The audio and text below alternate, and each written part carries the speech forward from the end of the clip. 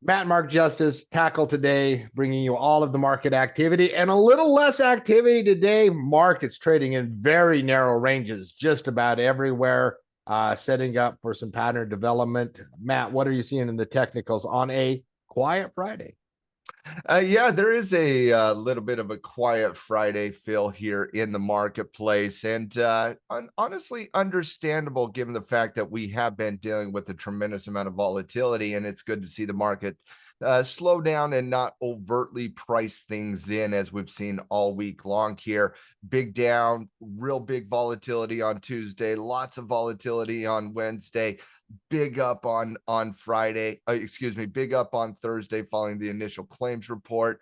That's a lot of volatility here, and up down up down up down. That's also the very same type of volatility on the upside as it does on the downside. So you really haven't seen a shift in that volatility yet up until today's reprieve day, and it's a good day to have a little bit of a doji to honestly kind of start dialing in certain pattern development. And just a word on how the technical markets kind of function.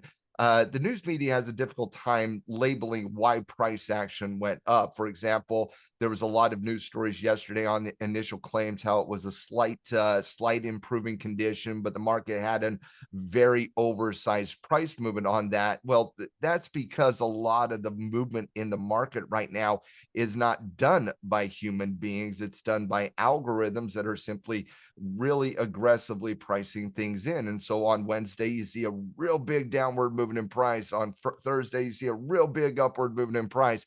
If you actually think about how it worked from Wednesday to Thursday, nothing actually transpired because the prices just kind of did exactly what where it was just a volatile day, but they kind of ended where they started. And so a lot of price movement, I would say, but for the most part, we're seeing algorithms kind of play out between the 200-day moving average and the 9 SMA on the downside. And you're simply going to have to wait on a little bit of pattern development. Right now, in the immediacy of the short term, you do see this as a short-term bearish retracement on the short-term trend against the backdrop of a weekly bullish retracement. And that's the mixed time frames that the market is struggling with from a technical perspective. And just a word on technical analysis, if you do struggle with understanding the concepts between multiple time frames, come over to Tackle Trading, sign up for a class that we teach to our pro members called Master Trader, and you'll learn how to understand how to navigate when the time frames are a little bit mixed. And that's where we end this week with a short-term bearish retracement on the daily chart, a weekly longer duration bullish retracement that has to be worked out. And the first way to work that out is through pattern development at the 9 EMA. Yeah, absolutely. Mark has been feeding off news. Not a lot of news out there over the last 24 hours. There were no economic reports of note, so there's nothing to cover there. So we're going to get straight into stocks in the news. Matt, what are the top stories that you see today? Yeah, we got a few stocks in the news here today. When you're looking at the market, we're still in earnings season. I know it doesn't feel like that this I week. know that's not real. We're not in earnings season. I get it. I get it. It does not feel like any of these earnings reports this week are important, but they will become important. The first stock story I want to talk about very quickly here today is not a stock that did report earnings here today, but is a very important company when it comes to earnings. And Taiwan Semiconductor released a report earlier today that basically saw their revenue jump in July of this year a whopping 45% from last year. Now, Mark, if you'll recall, one of the biggest concerns in the tech space and specifically semiconductors, AI development, and the build out of AI is not necessarily like, oh my goodness, look out below. It's a slowing growth argument. And it has been that way since we got ASML from earlier in the season when they reported not only they reported a beat, but they also reported a drop in guidance for the first time in 18 months in the AI space.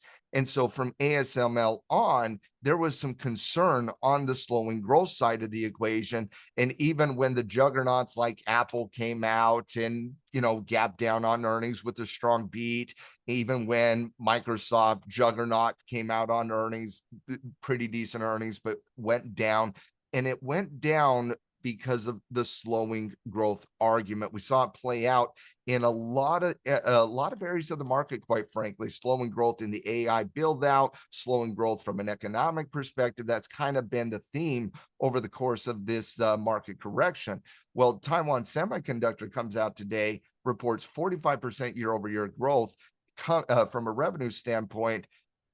Taiwan Semiconductor is a catalyst stock, Mark. It's a leader in the AI build out. It's one of the most important stocks in the AI build out, and that was probably the first. I don't want to say the first data point that was a real positive coming from that ASML report, but it was one of the. I want to say it was the first data point coming from a tier one leader in the conversation that could be seen in the positive light. And Taiwan Semiconductor kind of fighting that 50-period moving average right now. You look at it on a weekly chart, lot of volatility, obviously, but a good fight back coming out of Taiwan Semiconductor. And so when you're looking at that first stock story here today, Taiwan Semiconductor certainly gets the bill. But moving on, we do have a couple reports that do interest me coming out of the market here today.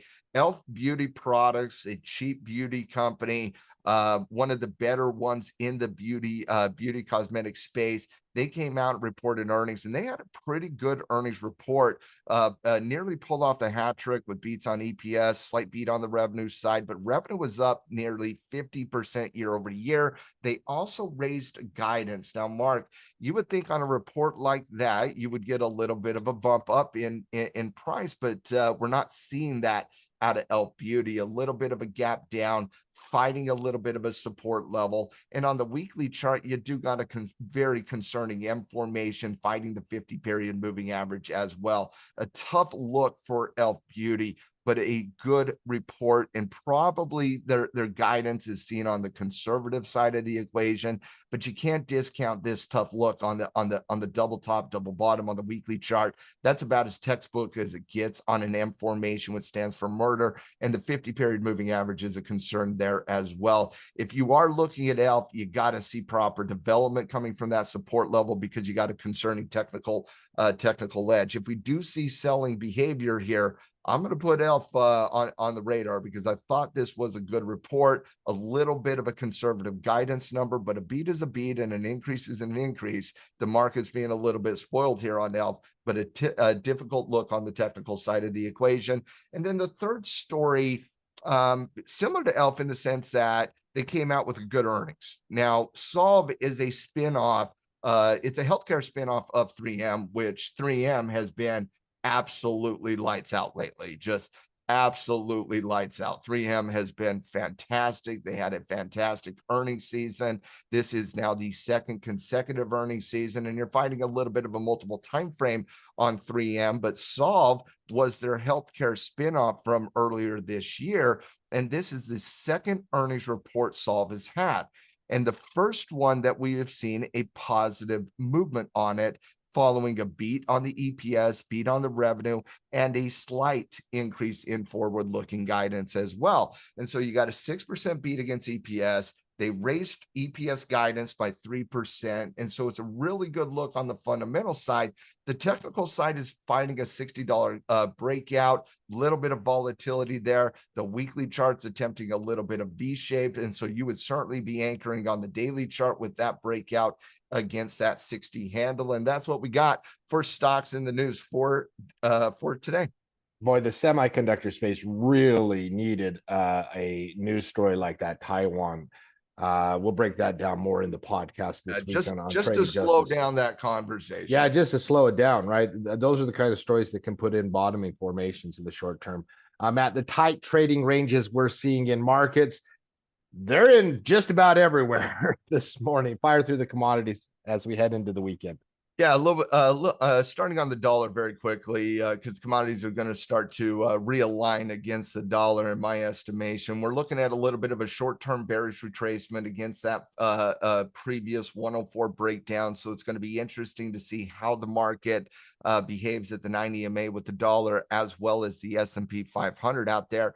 Other than that, just a little bit of a normal day for gold, still within the range, holding my nice little trend lines, a little bit of a symmetrical triangle type feel. The technical ad or the technical trade would be a close above 2,500. That is the next level of resistance, and it would probably take a breakout to clean up the short-term trend against the longer-term trend. A little bit of consolidation in the short-term trend, a very good uptrend against a longer-term trend analysis. How does that typically get resolved? It typically gets resolved with a breakout. So keep an eye on that 2,500 zone when it comes to gold.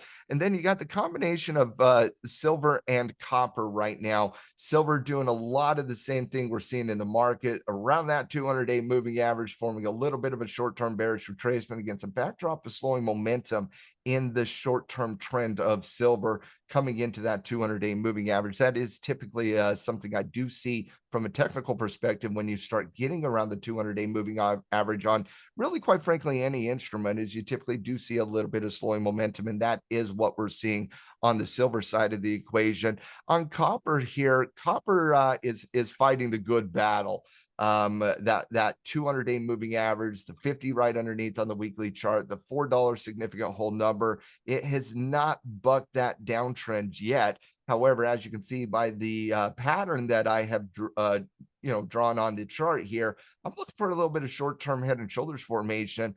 420, it gets cleaned up a lot. It's very dirty right here at support. You do have slowing momentum silver, similar to silver, but you haven't seen it pick up off that support level at all. And so 420 is still the number on copper, Mark.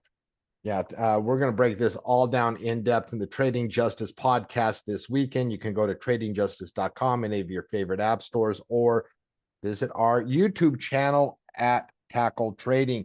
Come give our community a shot. It is a fantastic community. We will be putting out the Tackle Trading newsletter today, our reports today with the best technical setups. We give it our all for our community. Great time to come sign up for a trial. Check out world-class analysis in the Tackle Trading newsletter. They'll be released today. But have a wonderful weekend. It was quite the week. Enjoy your weekend.